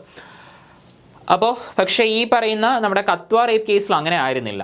കത്വ റേപ്പ് കേസിൽ കുട്ടിയുടെ ഫോട്ടോയും പേരുൾപ്പെടെ പ്രോപ്പറായിട്ടുള്ള ഒറിജിനൽ നെയിം തന്നെയാണ് ഒട്ടുമിക്ക നാഷണൽ ഡെയിലീസ് കൊടുത്തത്. അപ്പം അങ്ങനെ സുപ്രീം കോർട്ട്, അത് അറിഞ്ഞ സുപ്രീം കോർട്ട് ഈ പറയുന്ന പത്രമാധ്യമങ്ങൾക്കെതിരെ, അതായത് നമ്മുടെ ഏറ്റവും നല്ല ഇന്ത്യയിലെ നാഷണൽ ഡെയിലീസായ ഹിന്ദു ഉൾപ്പെടെയുള്ള മാധ്യമങ്ങൾക്ക് 10 ലക്ഷം രൂപയാണ് അന്ന് ഫൈന് സുപ്രീം കോർട്ട് നൽകിയത് 2018-19. അപ്പോൾ അന്ന് പക്ഷേ ഈ പറയുന്ന പത്രമാധ്യമങ്ങളിൽ വന്ന ഒരു കാര്യം എന്താണെന്ന് വെച്ചാൽ ആ കുട്ടി അപ്പോൾ തന്നെ മരണപ്പെട്ടു പോയി. അപ്പോൾ അതുകൊണ്ട് തന്നെ മരണപ്പെട്ട് കഴിഞ്ഞാൽ പിന്നെ ആ ഒരാളുടെ ഡീറ്റെയിൽസ് കൊടുക്കുന്നതിൽ തെറ്റില്ല എന്നുള്ളൊരു രീതിയിലായിരുന്നു അന്ന് ഈ പറയുന്ന നിയമങ്ങൾ, IPCയിലെ ഈ സെക്ഷൻസ് ആ പത്രമാധ്യമ സ്ഥാപനങ്ങൾ വ്യാഖ്യാനിച്ചത്. അതുകൊണ്ടാണ് അങ്ങനെ ഒരു സംഭവം വന്നത്. അല്ലെങ്കിൽ ഈ പറയുന്ന നമുക്കറിയാം ഹിന്ദു, ഈ പറയുന്ന ഇന്ത്യൻ എക്സ്പ്രസ് പോലെയുള്ള നല്ല നാഷണൽ ഡെയിലീസിൽ അങ്ങനെ ഒരു രീതിയിൽ ഐഡൻറ്റിറ്റീസ് വെളിവാകാറില്ല. സാധാരണ ചില പത്രങ്ങളിലൊക്കെ വരും, പക്ഷേ ഈ പറയുന്ന നല്ല നാഷണൽ ഡെയിലീസിലൊന്നും അങ്ങനെ വരാറില്ല. അപ്പോൾ അതേപോലെ തന്നെ പണിഷ്മെൻ്റ് എന്ന് പറയുന്നത് 2 വർഷം ഫൈനാണ്, കോഗ്നൈസബിൾ ആണ്, ബെയിലബിൾ ആണ്, ട്രയബിൾ ബൈ എ ട്രയൽ നമുക്ക് ഒരു മജിസ്ട്രേറ്റ് കോടതിയിൽ നടത്താവുന്നതാണ്. ഓക്കെ, അപ്പോൾ ഇന്നും ഈ പറയുന്ന വിക്ടിം 18 വയസ്സിന് താഴെയുള്ളൊരു ആളുടെ കേസാണെങ്കിൽ വിക്ടിം മാത്രമല്ല ഒഫൻഡർ ആണെങ്കിൽ പോലും ഐഡൻറ്റിറ്റി പുറത്താക്കാൻ പാടില്ല. ഓക്കെ, ഇനി അടുത്ത ഭാഗത്തേക്ക് കടക്കുവാണ്. Of criminal force and assault against woman. Section 74 സ്ത്രീത്വത്തിനെ അപമാനിക്കുന്നതുമായി ബന്ധപ്പെട്ട് അസോൾട്ട് അല്ലെങ്കിൽ criminal force to outrage modesty, അതായത് നമ്മുടെ സ്ത്രീത്വത്തെ അപമാനിക്കുന്നതുമായി ബന്ധപ്പെട്ട് അല്ലെങ്കിൽ സ്ത്രീത്വത്തെ അപമാനിക്കാൻ വേണ്ടി ഒരു അസോൾട്ട് അല്ലെങ്കിൽ ക്രിമിനൽ ഫോഴ്സ് ഉപയോഗിക്കുന്നതിനെ പറ്റിയാണ്. ഇമ്പോർട്ടൻ്റ് ആണ്. 74ലാണ് IPC 354 ഈ ഒരു സാധനം. അപ്പോൾ whoever assaults or uses criminal force on any woman intending to outrage or knowing it is likely to outrage her modesty. അതായത് അവരുടെ ആ ഒരു സ്ത്രീത്വത്തിനെ അപമാനിക്കപ്പെടും എന്ന് ഉള്ള ഒരു ഉറപ്പോടെ ഒരു ക്രിമിനൽ ഒരു ഫോഴ്സ് ഉപയോഗിക്കുകയോ അല്ലെങ്കിൽ ഒരു അസോൾട്ട് നടത്തുകയോ ചെയ്യുന്നതാണ് സെക്ഷൻ 74 പറയുന്നത്. മിനിമം 1 വർഷം 5 വർഷം വരെ എക്സ്റ്റെൻഡ് ചെയ്യാം അലോങ് വിത്ത് ഫൈൻ. അപ്പോൾ 1 വർഷം 5 വർഷം വരെ എക്സ്റ്റെൻഡ് ചെയ്യാം അലോങ് വിത്ത് ഫൈൻ. കോഗ്നൈസബിൾ ആണ്, നോൺ ബെയിലബിൾ ആണ്. സീരിയസ് ആയിട്ടുള്ള കാര്യമാണല്ലോ. കോഗ്നൈസബിൾ ആണ്, അതുപോലെ നോൺ ബെയിലബിൾ ആണ്. പക്ഷേ ഇവിടെ നമ്മുടെ മജിസ്ട്രേറ്റ് കോടതിയിൽ ട്രയൽ നടത്താവുന്നതാണ്. And then comes BNS 75. BNS 75 sexual ഹരാസ്മെൻറ്റിനെ പറ്റിയാണ് പറയുന്നത്. 354 ലൈംഗിക പീഡനം. അപ്പോൾ ഇതിൽ എന്തൊക്കെ കാര്യങ്ങളാണ് വരുന്നത് എന്ന് നമുക്കൊന്ന് നോക്കാം. Physical contact and advances involving unwelcome and explicit sexual overtures, അതേപോലെ തന്നെ സെക്ഷൽ ഫേവേഴ്സ് റിക്വസ്റ്റ് ചെയ്യുന്നത്, ഡിമാൻഡ് ചെയ്യുന്നത്, പോണോഗ്രാഫി കാണിക്കുന്നത്, ഇതെല്ലാം നമ്മുടെ സെക്ഷൽ ഹരാസ്മെൻറ്റിൻ്റെ ഭാഗമാകും. Against the will of woman, അങ്ങനെയാണ് ഇതെല്ലാം. ഫിസിക്കൽ കോണ്ടാക്ട്, അതേപോലെ തന്നെ റിക്വസ്റ്റ് ഫോർ സെക്ഷൽ ഫീവേഴ്സ്, അതേപോലെ തന്നെ showing pornography against the will of woman, അതേപോലെ തന്നെ ഈ സെക്ഷൽ ആയിട്ടുള്ള റിമാർക്സ് വായി തോന്നുന്നതൊക്കെ പറയുന്നത്, അതേപോലെ തന്നെ സെക്ഷൽ ആയിട്ടുള്ള ജെസ്റ്റേഴ്സ്, ഇതെല്ലാം ഇതിൽ വരുന്നതാണ്. അപ്പോൾ പണിഷ്മെൻ്റ് ഉണ്ട് BNS 75 സബ്സെക്ഷൻ 2ഉം 75 സബ്സെക്ഷൻ 3ഉം. ഇപ്പോൾ അൺവെൽക്കം 2 രീതിയിലാണ് ഇത് വരുന്നത്. അൺവെൽക്കം ഫിസിക്കൽ കോണ്ടാക്ട് അല്ലെങ്കിൽ ഡിമാൻഡ് ഫോർ സെക്ഷൽ ഫേവേഴ്സ് അല്ലെങ്കിൽ ഷോയിങ് പോണോഗ്രഫി ഒക്കെ ആണെങ്കിൽ 3 വർഷം വരെ, അല്ലെങ്കിൽ ഫൈന്, അല്ലെങ്കിൽ ഇവ രണ്ടും കൂടെ. സെക്ഷലി കളേർഡ് റിമാർക്സ് ആണെങ്കിൽ, അതായത് ഈ കമൻറ്റ് പോലെയൊക്കെയുള്ള സെക്ഷൽ കമൻറ്റ് പോലെയൊക്കെയുള്ള സാധനങ്ങളാണ് എങ്കിൽ 1 വർഷം വരെയാണ് തടവ്, അല്ലെങ്കിൽ പിഴ, അല്ലെങ്കിൽ ഇവ രണ്ടും കൂടെയാണ്. ആൻഡ് ദെൻ BNS 76 വരുമ്പോൾ ഒരു സ്ത്രീയെ ഉപദ്രവിക്കുക എന്നുള്ള ഉദ്ദേശത്തോടെ, അല്ലെങ്കിൽ സ്ത്രീത്വത്തെ അപമാനിക്കുക എന്നുള്ള ഉദ്ദേശത്തോടെ ആ ഒരു സ്ത്രീയെ ഡിസ്ട്രോബ് ചെയ്യുക, അതാണ് സെക്ഷൻ 76 പറയുന്നത്. Assault, criminal force to disrobe a woman. അപ്പോൾ അതും സീരിയസ് ആയിട്ടുള്ള ഒരു ഒഫൻസ് ആണ്. assaulting or using criminal force to any woman or abetting such act. Abetting means പ്രേരിപ്പിക്കുക അല്ലെങ്കിൽ എൻകറേജ് ചെയ്യുക അല്ലെങ്കിൽ പ്രോത്സാഹിപ്പിക്കുക, ഫോഴ്സ് ചെയ്യുക, ഇതൊക്കെയാണ് അബറ്റിംഗ് എന്ന് പറയുന്നത്. അതായത് ഈ പറയുന്ന കാര്യം ഡയറക്റ്റ് ചെയ്യുന്നത് മാത്രമല്ല, ഇതിനെ പ്രേരണ നൽകുന്നത്. With the intention of disrobing or compelling her to be naked. Punishment എന്ന് പറഞ്ഞാൽ 3 വർഷം വരെ, അത് 7 വർഷം വരെ എക്സ്റ്റെൻഡ് ചെയ്യാൻ പറ്റും. പിന്നെ അതേപോലെ തന്നെ which may be extend fine നമ്മൾ പറഞ്ഞ തന്നെ കോഗ്നൈസബിൾ ആണ്, നോൺ ബെയിലബിൾ ആണ്, സെഷൻസ് കോർട്ടിലാണ്. ഇനി അടുത്തത് BNS 77 വോയറിസം. വോയറിസം എന്ന് പറയുന്നത് ഒരു സ്ത്രീ, ഇവിടെ നമ്മുടെ സ്ത്രീയുടെ കേസാണ് പറയുന്നത് കൊണ്ട്, ഒരു സ്ത്രീ അവരുടെ പ്രൈവറ്റായിട്ട് ചെയ്യുന്ന ഒരു കാര്യം അത് വാച്ച് ചെയ്യുകയോ അല്ലെങ്കിൽ അത് ഷൂട്ട് ചെയ്യുകയോ അല്ലെങ്കിൽ അത് റെക്കോർഡ് ചെയ്യുന്നതിനെയാണ് വോയറിസം എന്ന് പറയുന്നത്. വോയറിസം മീൻസ് പ്രൈവറ്റായിട്ട് ഒരു ലേഡി ചെയ്യുന്ന കാര്യം അത് കാണുകയോ അല്ലെങ്കിൽ അത് നോക്കി നിൽക്കുകയോ അല്ലെങ്കിൽ അത് ഷൂട്ട് ചെയ്യുകയോ അത് റെക്കോർഡ് ചെയ്യുന്നതിനെയാണ് വോയറിസം എന്ന് പറയുന്നത്. വോയറിസത്തിൻ്റെ സെക്ഷൻ എന്ന് പറയുന്നത് 77 ആണ്. ഇമ്പോർട്ടൻ്റ് ആയിട്ടുള്ള ഒരു കാര്യമാണ്. വോയറിസത്തിനെ പറ്റിയൊക്കെ ചോദിച്ചിട്ടുണ്ട് മുൻ വർഷങ്ങളിൽ. വാച്ചിങ് അല്ലെങ്കിൽ capturing the image of a woman engage in a private act, അതാണ് engage in a private act in circumstances where she would usually expect privacy. അതായത് ഒരിക്കലും ആ ഒരു സ്ത്രീ ഇത് ആരും കാണുന്നു അല്ലെങ്കിൽ ആരും റെക്കോർഡ് ചെയ്യുന്നു അല്ലെങ്കിൽ ആരും ഷൂട്ട് ചെയ്യുന്നു എന്ന് ആ ഒരു സ്ത്രീ വിചാരിക്കാതെ ആ ഒരു സ്ത്രീ ചെയ്യുന്ന ഒരു പ്രൈവറ്റ് ആയിട്ടുള്ളൊരു കാര്യം. Okay, or disseminating such images. ഇനി ഇതിൻ്റെ പണിഷ്മെൻ്റ് എന്ന് പറഞ്ഞാൽ 1 തൊട്ട് 3 വർഷം വരെ അലോങ് വിത്ത് ഫൈൻ. പിന്നീട് ഇത് ആവർത്തിക്കുവാണെങ്കിൽ 3 തൊട്ട് 7 വർഷം വരെയും അലോങ് വിത്ത് ഫൈൻ. കോഗ്നൈസബിൾ ആണ്, ബെയിൽ ലഭിക്കുന്നതാണ്. അതേപോലെ തന്നെ രണ്ടാമത്തെ വീണ്ടും സബ്സീക്വൻ്റ് ആയിട്ടുള്ള പ്രാവശ്യങ്ങളിൽ ഇതേ തെറ്റ് ചെയ്യുകയാണെങ്കിൽ ബെയിൽ ലഭിക്കത്തില്ല. അതേപോലെ തന്നെ സെഷൻസ് കോർട്ടിലാണ് ട്രയൽ നടക്കുന്നത്. ഇനി അടുത്തത് സ്റ്റോക്കിംഗ് നിങ്ങൾക്ക് പലർക്കും അറിയാവുന്നുള്ളൊരു കാര്യം തന്നെയായിരിക്കും. BNS 78. സ്റ്റോക്കിംഗ് എന്ന് പറഞ്ഞാൽ നമ്മുടെ ഈ സോഷ്യൽ മീഡിയ ഒക്കെ വന്നതിന് ശേഷം ഏറ്റവും കൂടുതൽ ഉള്ള ഒരു ക്രൈംസിൽ ഒന്നാണ് ഈ പറയുന്ന സ്റ്റോക്കിംഗ് എന്ന് പറയുന്നത്. സ്റ്റോക്കിംഗ് എന്ന് പറഞ്ഞാൽ നമ്മുടെ ഏതെങ്കിലും ഒരു പെൺകുട്ടി അല്ലെങ്കിൽ ഒരു ലേഡിയെ കണ്ടിന്യൂസ് ആയിട്ട് പിന്തുടരുക ഇൻ ദ സെൻസ് ഫിസിക്കലി വേണമെങ്കിലും പിന്തുടരാം. അതായത് ആ കുട്ടി പോകുന്ന സ്ഥലങ്ങളിലൊക്കെ അതിൻ്റെ പിറകെ നടക്കാം, അതായത് അതിൻ്റെ സമ്മതമില്ലാതെ, അതിൻ്റെ താല്പര്യമില്ലാതെ അതിൻ്റെ പിറകെ നടക്കുന്നത്, അതേപോലെ തന്നെ അവരുടെ വെബ് ആക്ടിവിറ്റി അല്ലെങ്കിൽ ഇൻ്റർനെറ്റ് ആക്ടിവിറ്റി, അപ്പോൾ അവർ എന്ത് കാര്യം ചെയ്യുന്നോ അതിനെല്ലാം ഫോളോ ചെയ്യുക, അതിന് തന്നെ ഫുള്ള് ആ കാര്യങ്ങൾ തന്നെ ഫുള്ള് മറ്റേ റിസർച്ച് ചെയ്യുക, ഇതൊക്കെയാണ് നമ്മുടെ ഈ സ്റ്റോക്കിംഗ് എന്ന് പറയുന്നത്. A man commits stalking if he follows a woman and contacts or attempts to contact. അതേപോലെ തന്നെ കണ്ടിന്യൂസ് ആയിട്ട് മെസ്സേജ് ചെയ്യുന്നത്, താല്പര്യമില്ലാത്ത പെൺകുട്ടികളെ, അവർക്ക് ഇഷ്ടമല്ലാത്ത കുട്ടികളെ ആണെങ്കിലും അവരെ കണ്ടിന്യൂസ് ആയിട്ട് മെസ്സേജ് ചെയ്ത് ശല്യപ്പെടുത്തുന്നത്, അതെല്ലാം സ്റ്റോക്കിങ്ങിൻ്റെ ഭാഗമാണ്. How to foster personal interaction repeatedly despite a clear indication of disinterest by her. താല്പര്യമില്ലാഞ്ഞിട്ടും പിറകെ നടക്കുന്നതിനെയാണ് ഈ സംഭവം സിമ്പിളായിട്ട് പറയുവാണെങ്കിൽ. അത് ഫിസിക്കലി ആവാം, ഓർ ഈ പറയുന്ന നമ്മുടെ സോഷ്യൽ മീഡിയ ഓൺലൈൻ വഴിയാണെങ്കിലും ആവാം. പിന്നെ monitors the use by a woman of the internet, email, അവരുടെ ഈ പറയുന്ന ഇലക്ട്രോണിക് മാധ്യമങ്ങളുടെ കൂടെയുള്ള അവരെന്തൊക്കെ ചെയ്യുന്നു അതെല്ലാം അത് തന്നെ നോക്കിയിരിക്കുക. അപ്പോൾ അതെല്ലാം കണ്ടിന്യൂസ് ആയിട്ട് ഫോളോ ചെയ്യുക. ഇതിന് എക്സെപ്ഷൻസ് വരുന്ന എപ്പോഴാണെന്ന് വെച്ചാൽ നിയമപരമായി ഈ കാര്യങ്ങൾ ചെയ്യാറുണ്ട് ഫോഴ്സുകൾ.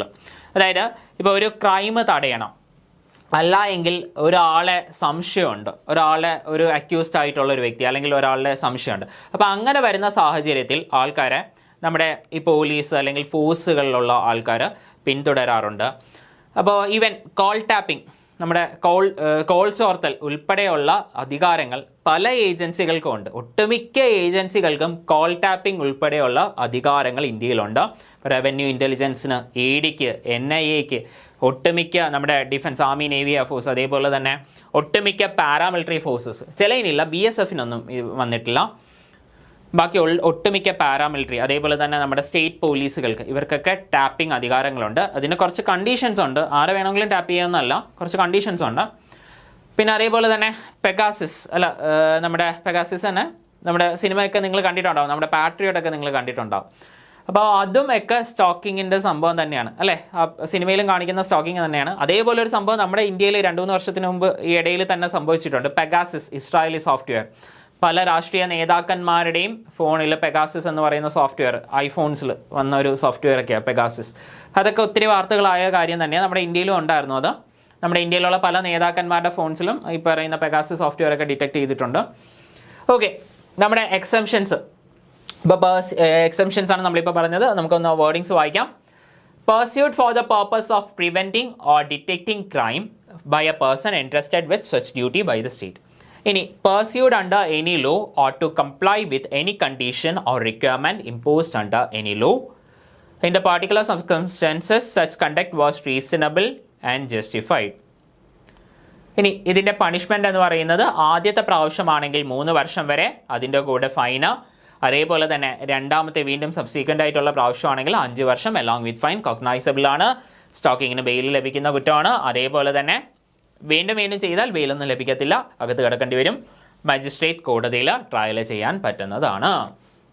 ഓക്കെ, ഇനി അടുത്ത 79ലേക്ക് വരാം. 79ലേക്ക് വരുന്ന സമയത്ത് BNS 79ൽ പറയുന്നത് സ്ത്രീത്വത്തിനെ അപമാനിക്കുന്ന വാക്കുകൾ, ചേഷ്ടകൾ, പ്രവൃത്തികൾ, ഇതൊക്കെയാണ് പറയുന്നത്. സ്ത്രീത്വത്തിനെ അപമാനിക്കുന്ന വാക്കുകൾ. ഈ ചില ആൾക്കാരുണ്ട്, വായി തോന്നണ കോതയ്ക്കാ പാട്ടെന്ന് പറഞ്ഞ് വിളിച്ച് നടക്കുന്ന ആൾക്കാരുണ്ട്. അപ്പോൾ അവർക്ക് അങ്ങനെയുള്ള ഈ പറയുന്ന അതേപോലെ സ്ത്രീകളെ വായി തോന്നുന്ന വിളിച്ച് പറയുവാണെങ്കിൽ വരുന്ന അല്ലെങ്കിൽ അതിനെ പറ്റിയുള്ള ഒരു ഒഫൻസ് പറയുന്ന നിയമമാണ് നമ്മുടെ 79. ജസ്റ്റർ, അതായത് ചേഷ്ടകൾ, അതേപോലെ തന്നെ മറ്റ് പ്രവൃത്തികൾ, സ്ത്രീത്വത്തിനെ അപമാനിക്കുന്ന വാക്കുകൾ, gesture act. Okay, insulting the modesty by word, gesture or act. BNS 79ലാണ്. IPCയിലായിരുന്നെങ്കിൽ 509ലായിരുന്നു. Uttering any word, making any sound or gesture, sound എല്ലാം വരുന്നുണ്ട് കേട്ടോ. ജസ്റ്ററിൽ, ചേഷ്ടറിൽ സൗണ്ട് ഉൾപ്പെടെയുള്ള കാര്യങ്ങൾ വരും. ഈ കമൻറ്റ് അതൊക്കെ വരുന്നതാണ്. കൂടുതൽ സെക്ഷൽ കമൻസ് ആണ്. Or exhibiting any object intending that such word. ഇപ്പോൾ ഈ പറയുന്ന കാര്യങ്ങൾ ഒരു സ്ത്രീ കേൾക്കും അല്ലെങ്കിൽ കാണും എന്നൊക്കെ വിചാരിച്ച് ചെയ്യുന്ന സമയത്താണ്. Gestures or object be seen heard by a woman or intruding upon her privacy. 3 വർഷം വരെ തടവ് along with പിഴ. കോഗ്നൈസബിൾ ആണ്, ബെയിൽ ലഭിക്കുന്നതാണ്. അതേപോലെ തന്നെ മജിസ്ട്രേറ്റ് കോർട്ടിൽ ട്രയൽ നടത്താവുന്നതാണ്. ഇത്രയുമാണ് നമ്മുടെ പാർട്ട് 1ലുള്ളത്. നന്നായി പഠിക്കുക. Thank you.